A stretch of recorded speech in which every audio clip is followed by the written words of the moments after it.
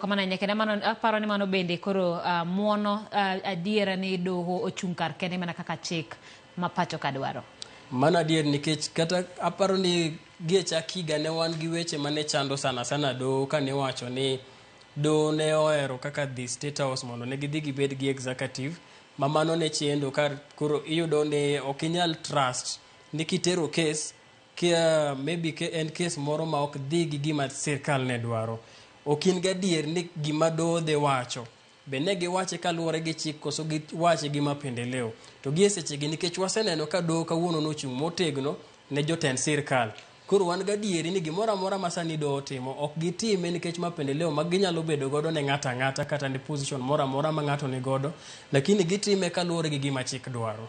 Erokamano Nyagad, thuolo rumo gi kanyo kata kamano ng'eni en twak monego bed ni wadhigo nyime mondo mi wagolo odok e it jopiny kendo mondo mi wabed koda ng'eyo matut ahinya kotenore koda weche mag chik. Erokamano. Erokamano. Nyakoromo gimana kamano wadwani mondo mi wadhi nyime koda weche manyien kama komiti mar Senate dwaro mondo migao mar wuoth koda apaya